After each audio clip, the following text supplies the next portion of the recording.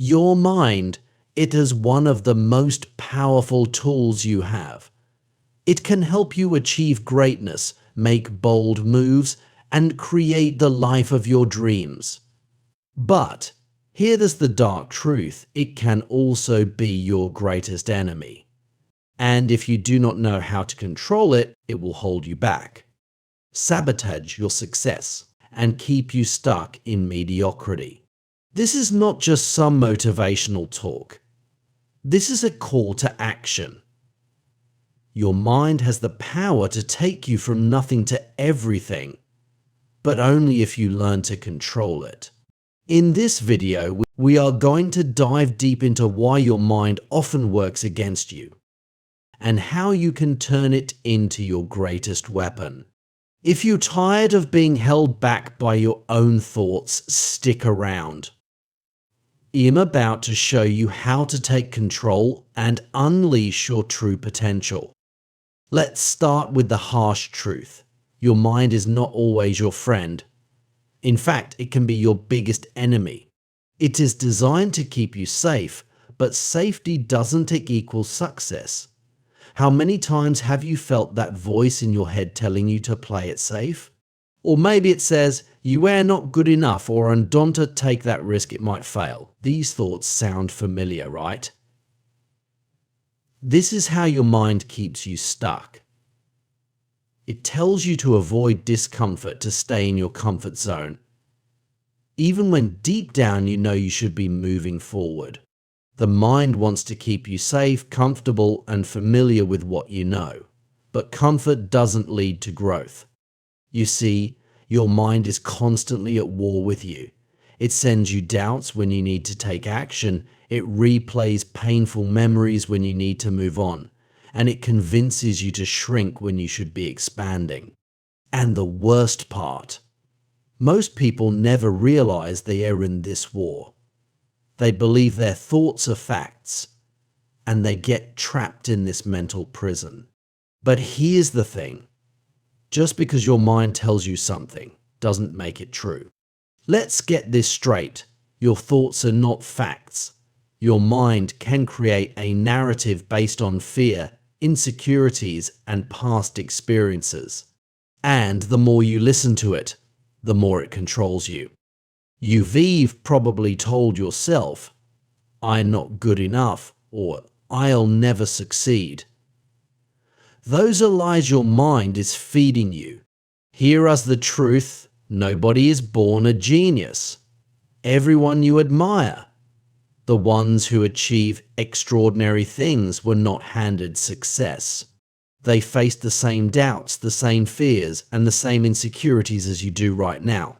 The difference: they didn't listen to their minds. They learned to push through those doubts, to take action despite the fears, and to keep moving forward. Here's an example. Think about Thomas Edison, the inventor of the light bulb. He failed over 10 times before he found success. He could have let his mind tell him, this isn't working, it's hopeless, but instead he kept going. Just because your mind says something doesn't make it true. If you want to succeed, you need to start questioning your thoughts. Are they based on facts or just fear? So how do you break free from the grip of negative thoughts? The answer is simple: action. Action is the antidote to doubt.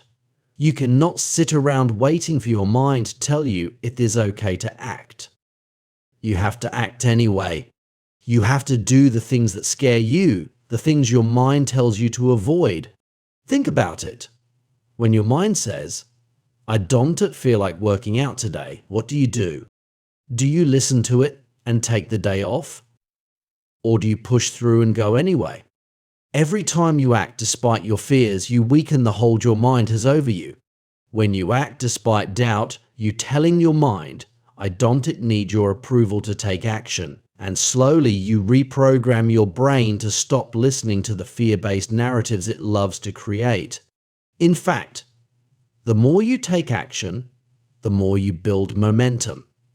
And momentum is what leads to success.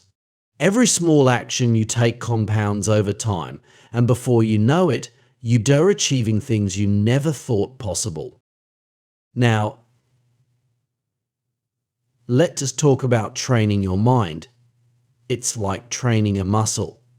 If you let it sit idle, it weakens. But if you challenge it, push it to its limits, and expose it to discomfort, it grows stronger. Training your mind requires you to step outside your comfort zone. Every time you do something difficult, every time you push through discomfort, you are building mental strength. For example, try waking up an hour earlier every day, even when you don't want to. Take a cold shower. Start a difficult project you've been putting off. Your mind is going to resist, but the more you push through, the stronger it becomes. You see, your mind is like an untrained dog. If you let it roam free, it will drag you in every direction.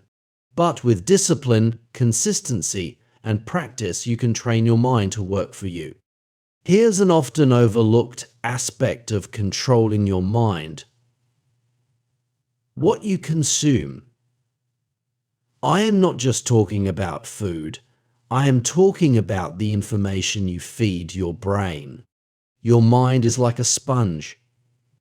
It absorbs everything: the people you spend time with, the media you consume, the conversations you engage in. If you constantly consume negativity, your mind will start to reflect that. If you watch news that fills you with fear, or listen to people who only bring you down, your mind will become conditioned to operate from that space. But if you feed your mind positive, empowering content, books, podcasts, motivational speakers, uplifting conversations, your mind starts shifting.